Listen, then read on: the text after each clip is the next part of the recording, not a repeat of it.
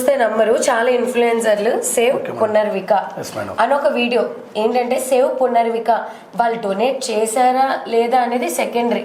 Even చాలా మందికి వాళ్ళ పేరెంట్స్ నేమ్ కూడా తెలియదేమో.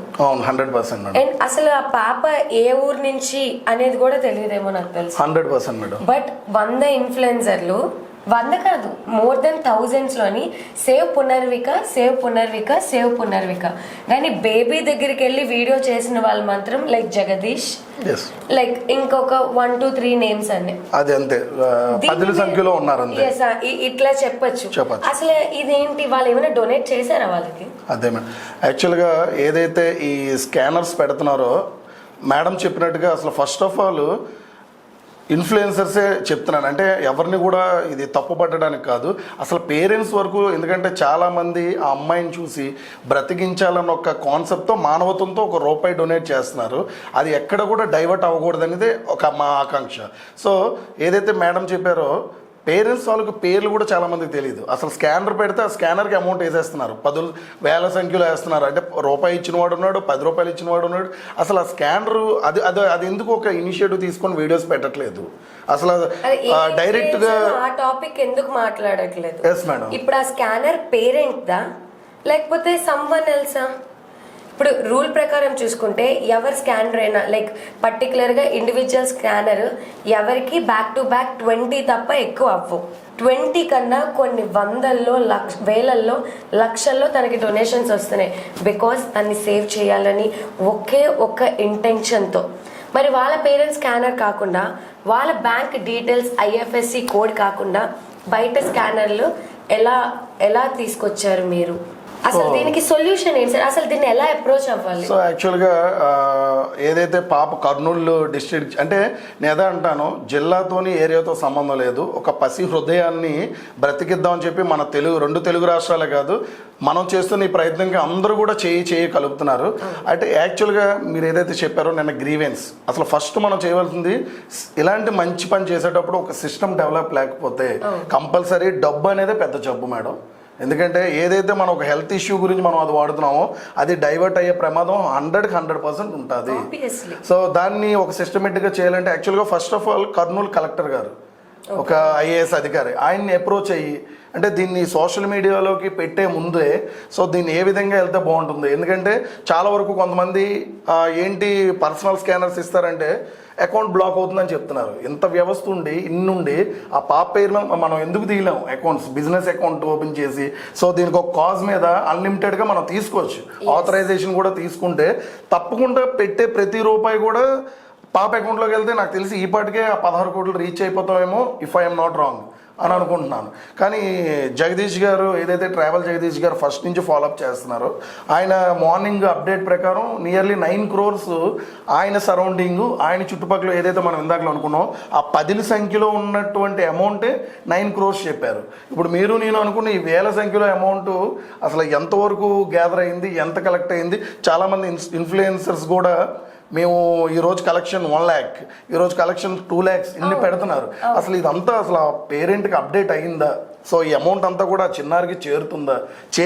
చేరితే కనుక తప్పకుండా ఇప్పటికే 16 crores అయిపోవాలి.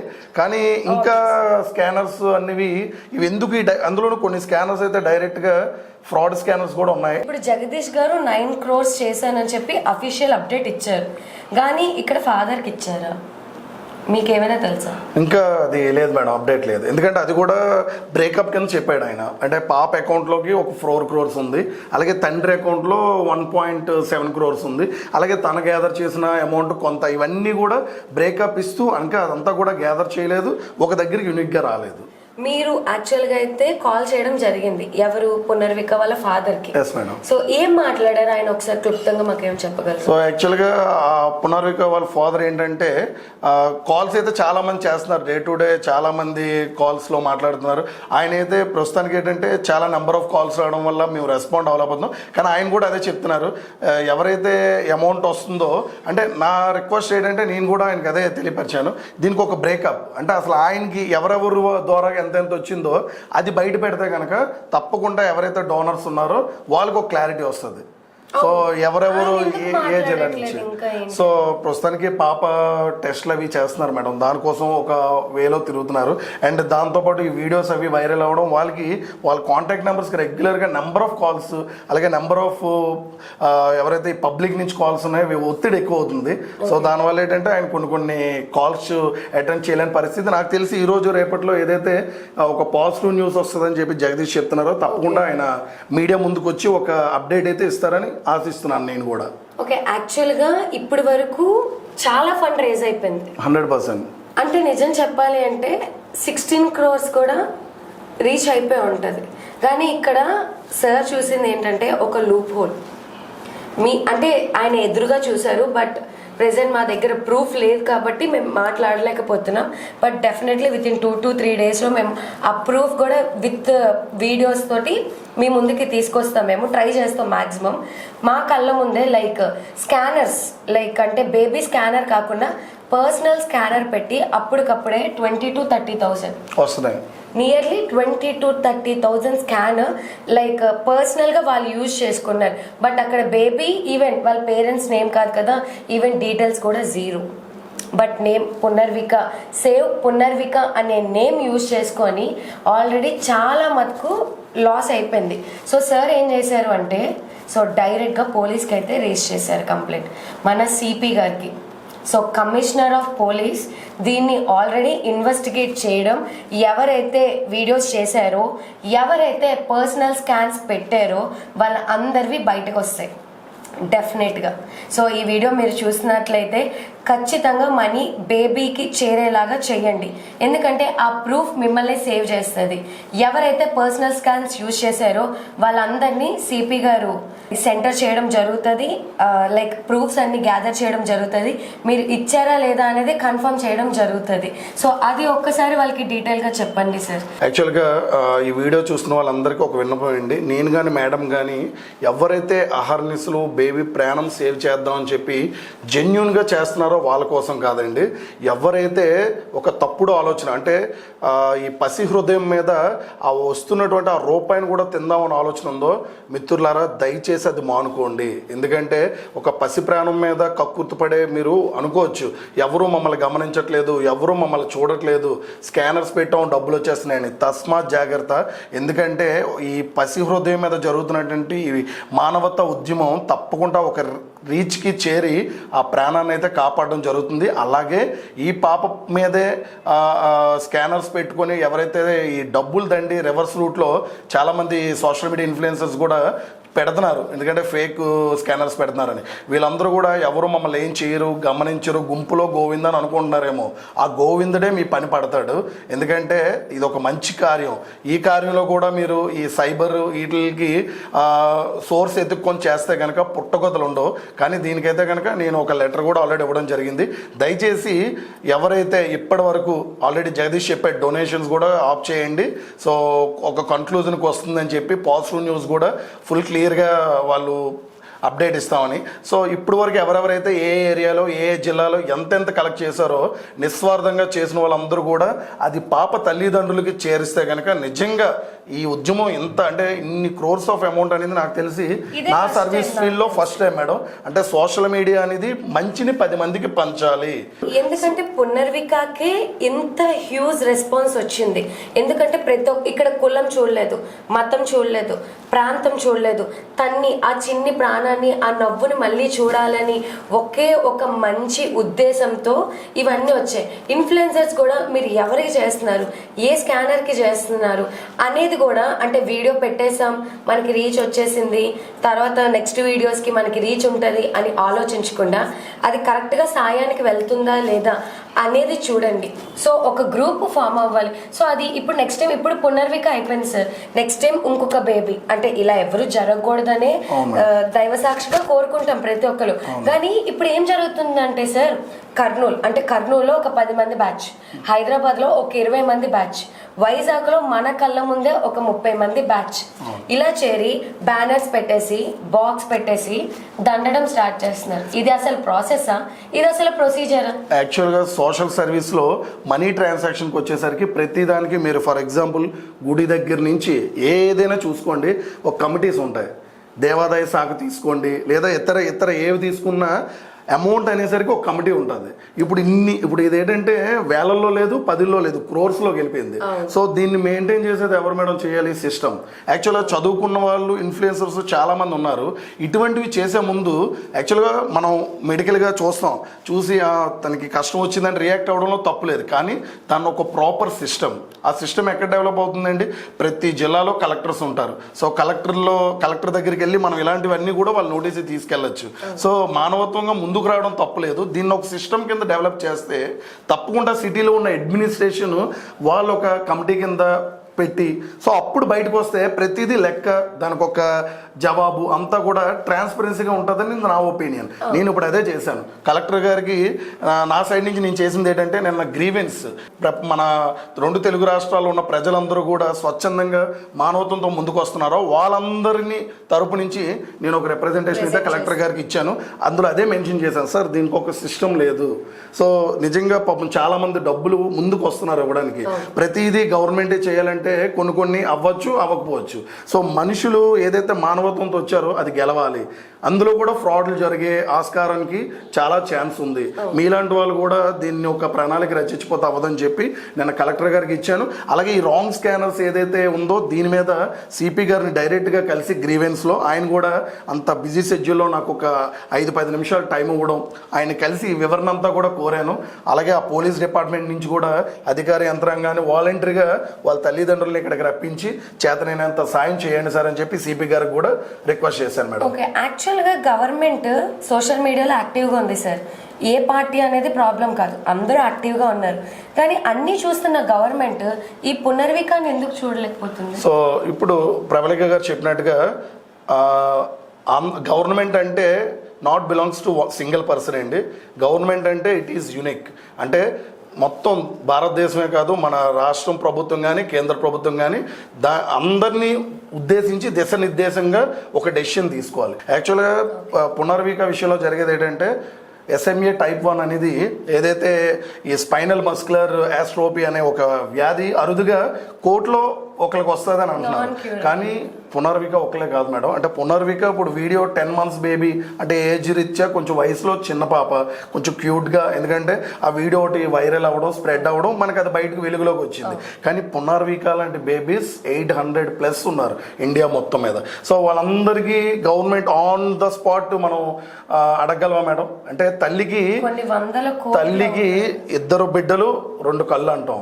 అలాగే గవర్నమెంట్ కూడా అదే త్రోవలో పునర్వికకి న్యాయం చేసి మిగతా కళ్ళన్నిటికి అన్యాయం చేస్తే మీరు ఊరుకుంటారా మేడం?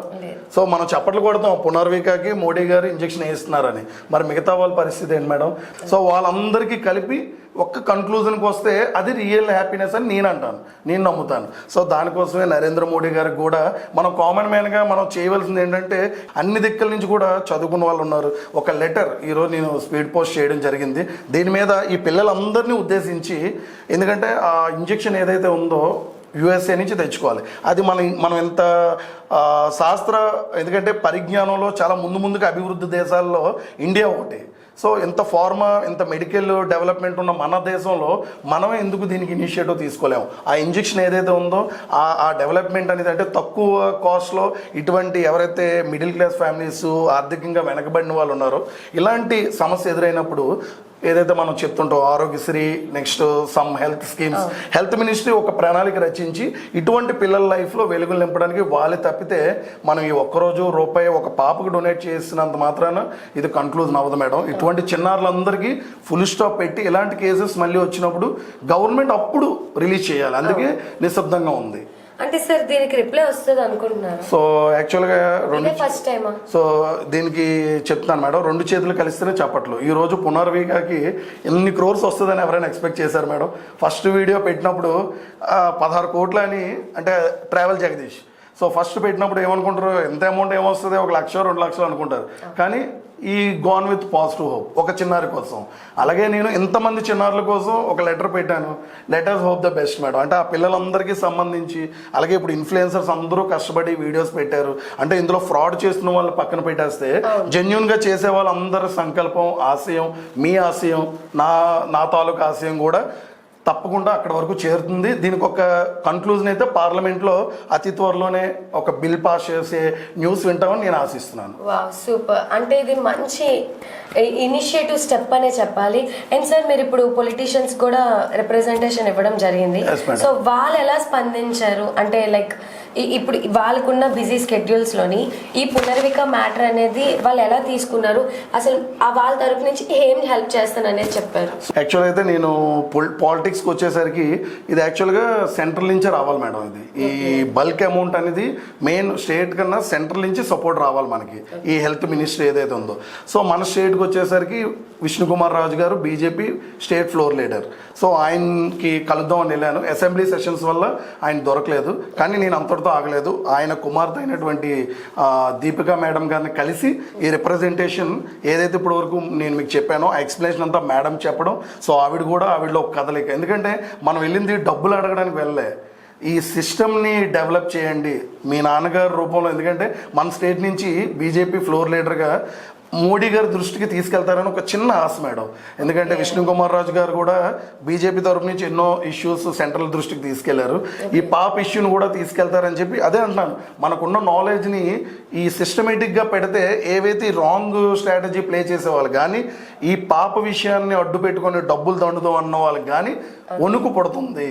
అలాగే ఇప్పుడు వరకు ఎవరైతే ఈ స్కామ్ చేద్దాం అనుకున్నారో దయచేసి అది వదిలేయండి, విడిచిపెట్టండి. ఎందుకంటే దీని మీద త్వరలోనే ఒక రిపోర్ట్ కూడా రెడీ అవుద్ది. సో మీ వీడియో రూపాన్ని నేను చెప్తున్నాను ఫ్రెండ్స్, చేతనైతే హెల్ప్ చేద్దాం, లేదు చేతన అవ్వట్లేదు సైలెంట్గా ఊరుకుందాం. అంతేగాని మానవత్వాన్ని అమ్మవద్దు, మానవత్వాన్ని బిజినెస్ చేయొద్దు. వీలుంటే మీరు ఈ పాపకు సాయం చేయడానికి పాజిటివ్ సైన్లోకి వచ్చి మారండి. దేవుడే మీకు ఒక రూట్ చూపిస్తాడు. తప్పితే ఈ డబ్బులు తినాలన్న ఆలోచన మటుకు వదులుకోండి ప్లీజ్. మీకు 2 చేతులు జోడించి రిక్వెస్ట్ చేస్తున్నాను. ఇంతవరకు ఎవరెవరైతే ఏ ఏరియాలో డబ్బులు తిండారో నిస్వార్థంగా ట్రాన్స్పరెన్సీగా భగవంతుడి మీద ఎవరైతే టీం వర్క్ చేశారో అందరూ ఆ టీమ్స్ వైజ్ వెళ్ళి ఆ పేరెంట్స్ని కలిసి చేతుల్లో ఆ అమౌంట్ పెట్టండి. ఇచ్చిన కోడు పట్టినటువంటి, ఎందుకంటే చిన్నారులు డిబ్బీలు కూడా తెచ్చిచ్చారు, పాకెట్ మనీస్ కూడా తెచ్చిచ్చారు. అంటే ఎంతమంది ఆశయాన్ని బతికించండి, పాపను కూడా మనం బతికిద్దాం. తప్పకుండా దైవ బలం కూడా దీనికి తోడవుతుంది మేడం. ఆబ్వియస్లీ సార్, మనం కూడా డెఫినెట్ గా పాప దగ్గరికి వెళ్దాం. వాళ్ళు యాక్చువల్ గా బేబీ ఇక్కడ లేరు. సార్ ఎలా ఉంటది అంటే హరిప్రసాద్ గారు యువసేన ఫ్రమ్ విశాఖపట్నం నుంచి ఏదైనా క్లుప్తంగా తెలుసుకుంటారు, వాళ్ళతో మాట్లాడి అప్పుడే వెళ్తారు. ఈ కన్క్లూజన్ అన్ని అలా వస్తుంది. సో వెంటనే సార్ మాట్లాడడం జరిగింది పేరెంట్స్తో. వాళ్ళు ప్రెసెంట్ మలేషియాలో ఉన్నారు బేబీ ట్రీట్మెంట్ గురించి అని. సో వాళ్ళు రాగానే అప్డేట్ తీసుకొని విశ్వభారత్ టీం నుంచి మరియు యువసేన టీం కలిపి వెళ్ళడం అయితే జరుగుతుంది. సో ఇప్పుడు మేము ఈ అవేర్నెస్ వీడియో ఎందుకంటే మనీ గురించి కాదండి. సో ఎవరైతే రాంగ్ వేలో మనీ అనేది తీసుకుంటున్నారో తస్మత్ జాగ్రత్త. ఎందుకంటే సిపి గారు ఇందులో ఇన్వాల్వ్ అయ్యారు. సో ఆ అవేర్నెస్ క్రియేట్ చేయడం గురించి ఆల్రెడీ పాప ఫండింగ్ అయితే ఆల్మోస్ట్ జరిగిపోయింది. అది అంతా పాపకి చేరేలా చేయాలి. ఇప్పుడు అది పెద్ద టాస్క్ అనమాట. సో అది పాపకు వెళ్తే డెఫినెట్గా పాప బతికే అవకాశాలు 100% ఉన్నాయి. ఎందుకంటే ఇప్పుడు మనీ ఉన్నది కాబట్టి. సో పాపకి అడ్వాన్స్ ట్రీట్మెంట్ ఇవ్వాలి. So hope we best.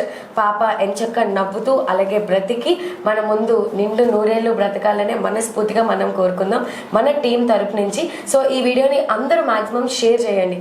ఏదైతే పాయింట్ ఉన్నదో, ఎవరైతే చీట్ చేయాలి అనుకుంటున్నారో, స్కామ్ చేయాలి అనుకుంటున్నారో ఆ పాయింట్ని షేర్ చేయండి, అందరినీ అలర్ట్ చేయండి.